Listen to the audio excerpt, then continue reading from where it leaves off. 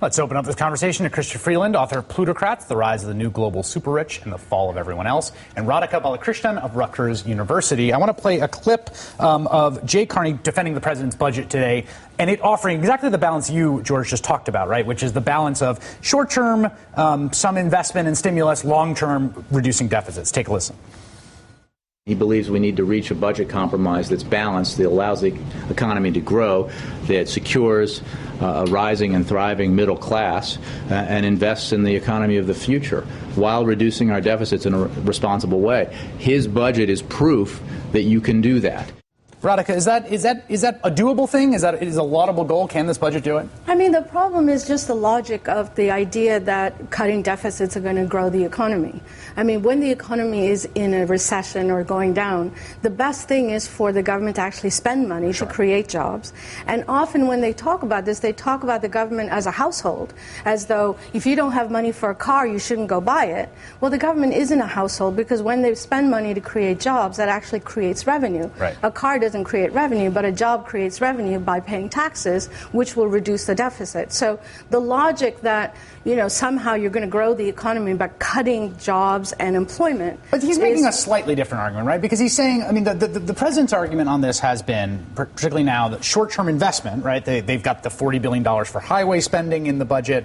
Long-term reduction in the out years. It's not quite they were making for a while. They were making we're a household, we have to cinch our belt. They're not quite making that argument now, I feel like. Yeah, no, that's right. And I think a lot of what they're suggesting is sensible.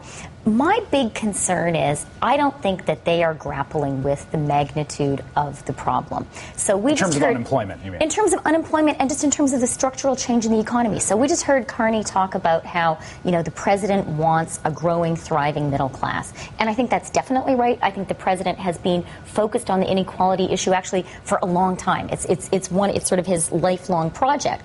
But despite their efforts, despite the fact this is his second term of what I think is a pretty progressive Democratic president, if you look at what's happening to the U.S. middle class, things are getting worse. And if you look at the structure of employment, there are fewer, it's not just a question of unemployment, it's what are the jobs there. Yep. And there are fewer high-paying jobs and more low-paying jobs. And I don't see anyone really, people are still focused on recovering from the financial crisis. They're not saying this is an economy that is structurally challenged. Two things. One, I think there are aspects to which I think the president is addressing that. The raise in minimum wage in the budget, for instance, which I think which is an address of that, right? I mean, raising it to $9 an hour, that's a real concrete, deliverable good for people at the bottom of the wage scale. No, I don't think it is. But there is something.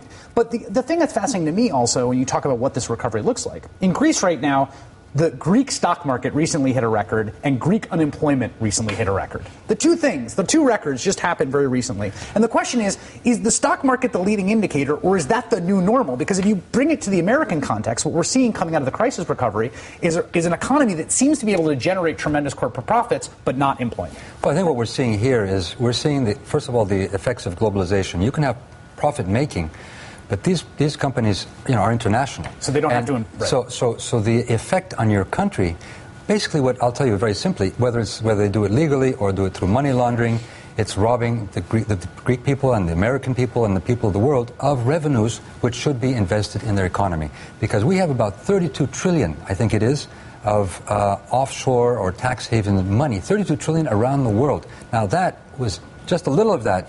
A stimulus would go a long way. But I think it's also the structure of the economy. What we're seeing is a financialization of the economy. The economy is run by finance capital. It is not manufacturing, not working class unionized jobs that actually give people money to be able to buy things, but it's finance capital, and profit is at an all-time high. Yes. Whereas wages are very at successful an in all-time doing low, that. and very successful. So we need to talk. And the Obama administration has given some, the Dodd-Frank bill and others. But what we need is financial regulation. I mean, the reason for this crisis was the absolute changes in the regulatory framework that created this crisis. And as George says, it's not just domestic. It is international, because if you don't regulate internationally, you are going to have the problem that goes from one place to the other. Right. And this international point is actually really key, because I think part of what we're seeing is governments, and the Greek government was an extreme example, but this is true of the U.S. government, of European governments, increasingly simply lack lack the power to tax bring their richest companies and their richest citizens. It's just not possible. I think former Prime Minister of Greece, George Papandreou, sorry to cut you off. We are up against the break, and Radhika Balakrishnan, thank you so much. It was really a pleasure to have you. Thank you for coming tonight. Nice being here. That is all in for this evening. The Rachel Maddow Show starts now. Good evening, Rachel. Chris, had I not been glued to the makeup chair with mascara wands in my eyes, I would have been tweeting during that whole discussion between you and the Prime Minister about what a brilliant discussion that was. Well, you never see anything like that on TV. I cut off the former Greek Prime Minister to hit that toss on the right time, so I'm glad you enjoyed it. So that I could blather about it in my own time. Thank you, Chris. Great job.